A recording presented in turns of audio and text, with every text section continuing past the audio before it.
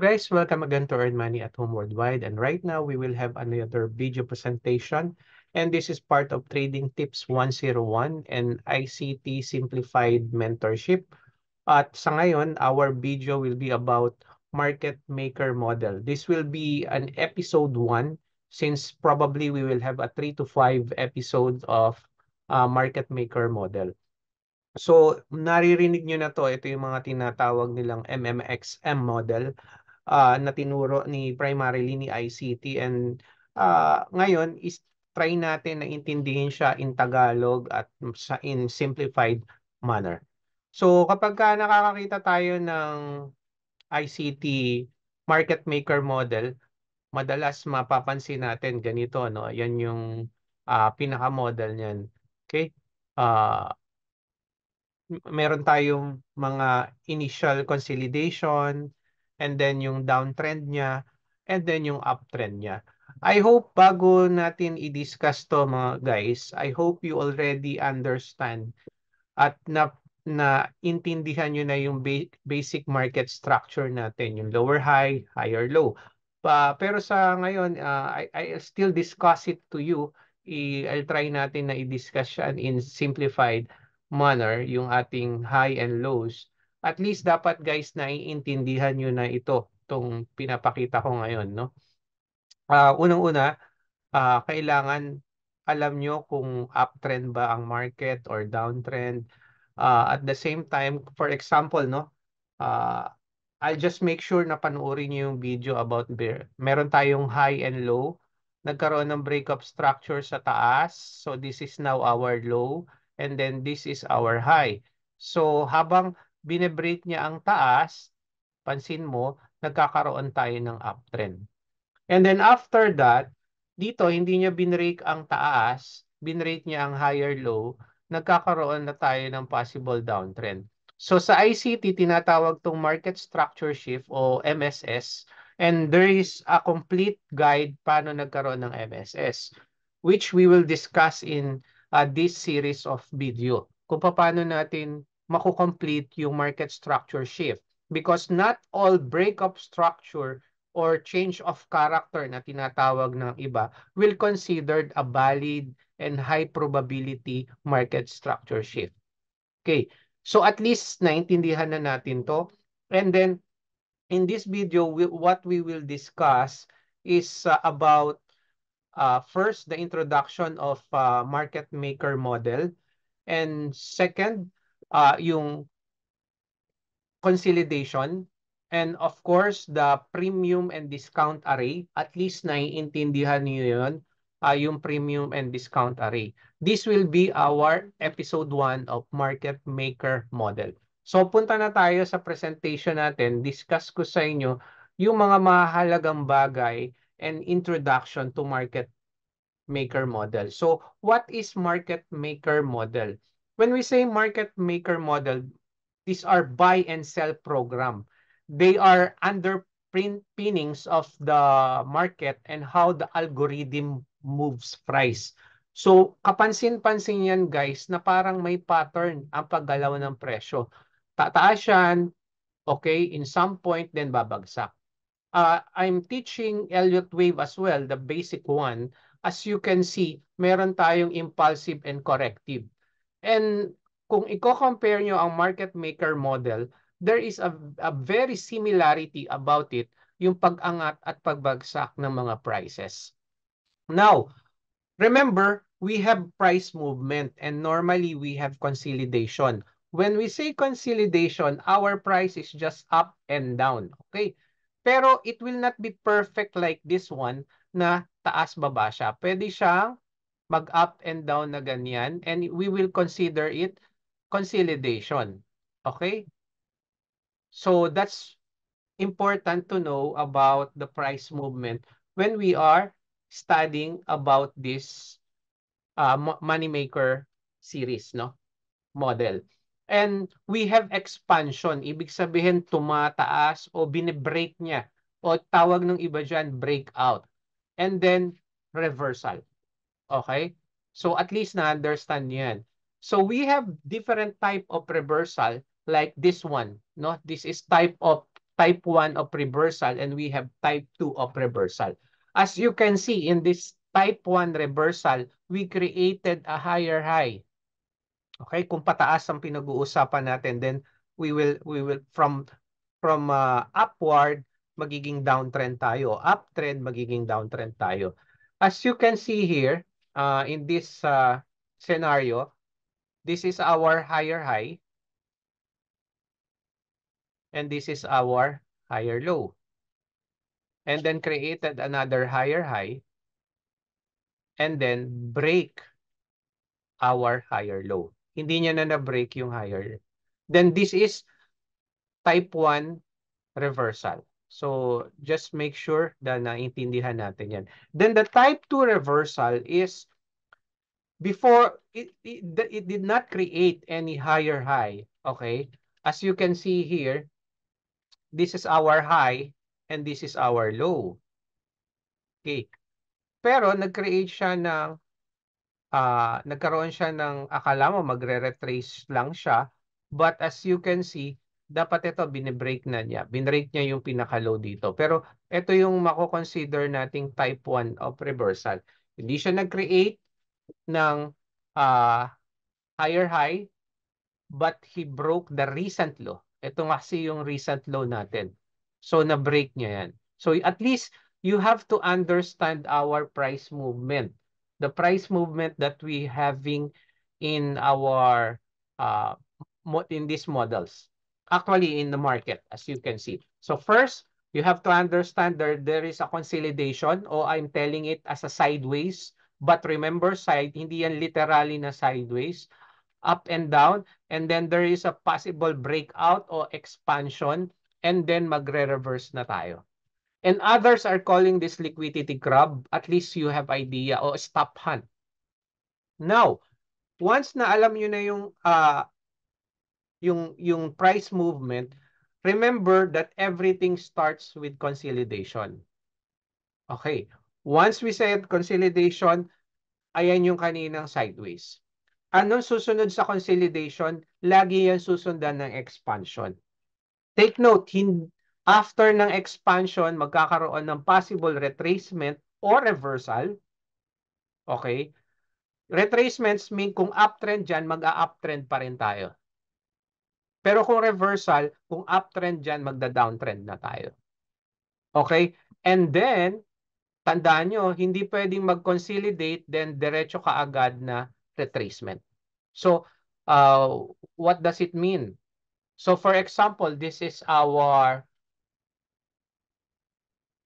consolidation. Okay? Hindi pwedeng magre-retracement siya kaagad. Retracement lang ng parang ganyan, tapos angat na kaagad. Okay? There will be some movement pa rin dapat. Pwede siyang bumalik or tuloy-tuloy reversal. So, dapat ang retracement niya somewhere here, babalik siya doon sa range na yon. Okay? So, that's one example na mahalaga. Hindi pwedeng consolidation, then reversal kaagad. For example, yan, meron tayo. Tapos, reversal agad na ganyan. There is some expansion that should have bago nun. Okay? So, yan ang ating moneymaker model. Now, we'll move to the next. So, tandaan nyo yan, once na nagkaroon na ng retracement, then possible o kaya nagkaroon ng reversal, there is a possible consolidation. Kaya kung if you're familiar with MentFX then na tutorial, kung uptrend siya, kung titignan mo kay MentFX, kung uptrend siya, magkakaroon lang ng ganyan and then consolidate, then possible uptrend uli, then consolidate, uptrend. And then this is our parabolic na tinatawag ng iba. And somehow, to be honest, ang konseptong yon dito lang nanggaling. Okay, sa moneymaker model natin na tinatawag. Okay, so I hope klaro tayo dyan. So dito sa market maker model, dyan lang nagsisimula ang lahat. Okay, dyan yung galawan. Next natin is, ito na, yung market maker model natin. So we have the buy side and we have the sell side. Okay. So everything, sabi natin kanina, will start on the consolidation. So first, we have the buy program. So market will have a consolidation, then goes up. And then, kung makikita nyo dito, this is our market structure shift.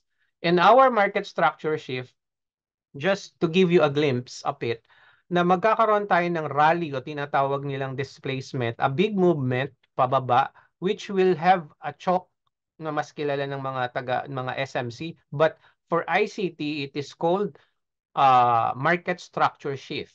So there should be a displacement that will create an imbalances. We will discuss it on details kapag nandun. We are still introduction of a market maker. So magkakaroon na tayo ng sell side, and then its purpose is to engineer retail buying and sell side liquidity. Okay? Then we will look for this model in bearish condition in the higher time frame. So sell model naman, itong buy model naman natin, kabaliktaran lang nung isa. Kabaliktaran lang yan. Makikita nyo na magkakaroon ng consolidation, babagsak ang presyo, pero bigla niyang itataas. As you can see, it will not be perfectly similar to this. Okay, dito sa mga model natin. Pero ito yung sinasabi ko eh. Wave 1, Wave 2, Wave 3, Wave 4, Wave 5 of Elliott Wave. Tapos magkakaroon na ng correction somewhere here and then up.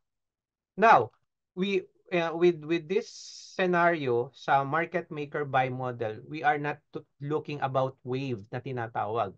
We are looking first in the consolidation and then sa pagbagsak niya o sa pagtaas niya. And then what we are looking for the market structure shift, yung pag-alis. And then we will discuss also the SMT divergence or the smart money tool divergence, which is the correlated asset. Yung isang asset niya bumabagsak, kung US dollar yan, pabagsak. Kung gold yung isa, yung gold naman ang tumataas. And if you compare the chart, magkakaroon sila ng divergence na tinatawag. So, the purpose of this is to engineer retail selling dito sa ating buy model. Yun yung pinaka-purpose niyan. And then sell program, then buy program, and ang makikita natin sa buy model, ang purpose niyan is to engineer retail selling, buy side liquidity, and we look for this model in a bullish condition. Bakit? Hindi tayo magte-trade pabagsak. Okay? We are looking for a reversal. Tandaan niyo yan. We are looking for the reversal, doon tayo magte-trade. In the last episode, magkakaroon tayo ng mas matinding discussion dyan. So remember, we are aimed to target the buy side liquidity above the initial consolidation. So everything start with the initial consolidation. As you can see in our market maker sell model, meron tayo initial na consolidation dito. Pero tandaan nyo, sell model yan kasi we are looking for something na magkakaroon tayo ng reversal on this side, and then we will look for a sell position. So initial consolidation, i-discuss natin yan thoroughly ngayon. So sabi natin kanina, initial consolidation doesn't mean a perfect and similar on this picture. So makikita natin na mayroong possible na liquidity grab, lalampas yan dito. And then in the higher time frame array, makikita nyo yan na magkakaroon tayo ng dyan siya babagsak o uuntog, okay? And then, papansinin nyo, magkakaroon na tayo ng reversal. So kung makikita nyo, initial consolidation, and this is our expansion, and then nagkaroon tayo ng reversal. Kung hindi yan tutuloy, meron pang iba na pwedeng mangyari, which we'll discuss ito later on, na pwede yan bumagsak dito. Yun naman ang reversal. Hindi siya retracement lang. Oh, sorry. That is only also a retracement. Kung halimbawa, galing to sa taas, nag-consolidate, tapos babagsak uli, that's a retracement only. So, pero tandaan nyo, laging merong expansion. Yan yung parang liquidity grab na tinatawag. We will check it in the chart later on. So, initial consolidation can be look like this. Meron tayong mga equal lows. Okay? And then pwede nyo rin tignan yung body. Yung body niya na mga equal lows, look for the equal bodies at the lows. Makikita nyo yan. Okay, so I hope guys, naging klaro sa atin tong initial consolidation na ito. So, doon muna tayo magtatapos sa pinaka episode 1 natin. But of course, we will look for the chart. Meron pa tayong pag-uusapan after this. This will not be our last topic. Ang pag-uusapan natin is yung punta muna tayo sa forex list natin. But this is applicable also to crypto, guys. So as you can see, we have, pakita ko lang sa inyo, no? We are in the same time frame as you can see on this side. Yan.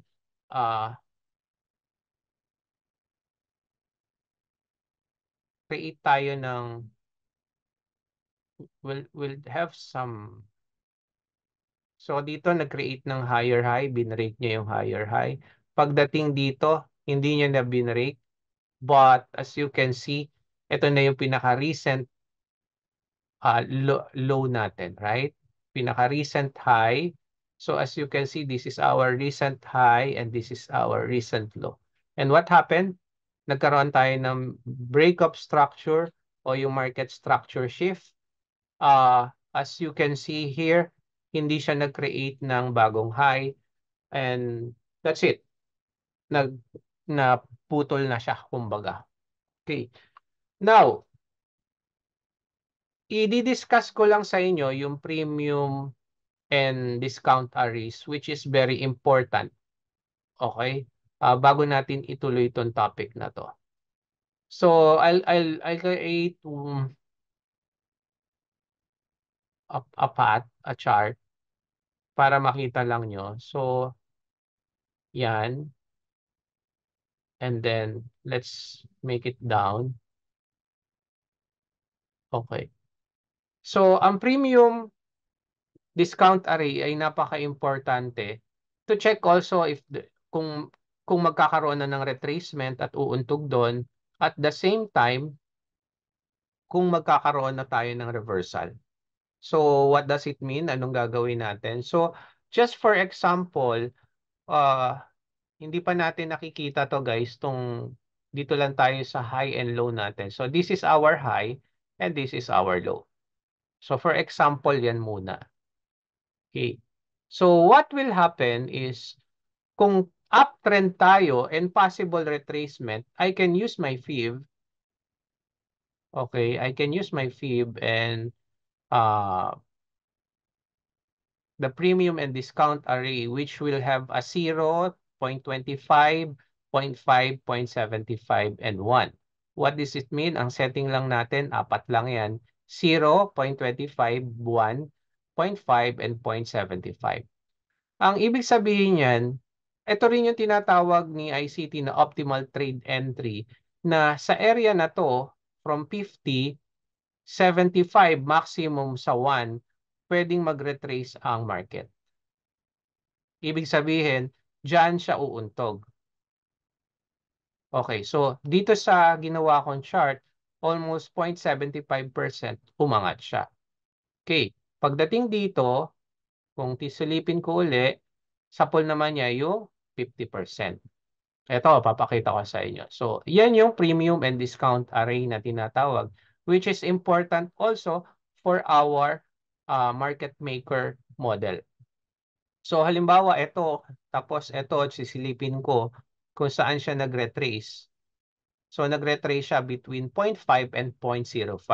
So, this is our discount area and premium area. So normally, kapag ka mag-sell ka, gusto mo syempre sa premium area, mas mataas. Pero kung magbabay ka, dito ka sa baba, sa discount area.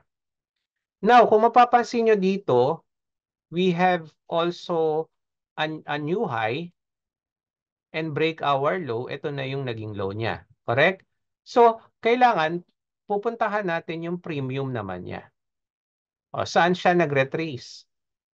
Okay, dito na. And then bumagsak siya. So that's how important, which normally diyan nagre-retrace ang ating mga price. Okay, so for example, dito tayo ngayon, ah, nakakita tayo kanina ng una muna, yung high niya, hindi niya na-break dito. Okay, eto na-break niya. Okay. Mm. So, mangyayari, doon tayo sa recent high or recent low. Kung dito, 100% siya. Yan, no? 100% actually. Yung hindi siya pumunta sa premium na tinatawag. Okay.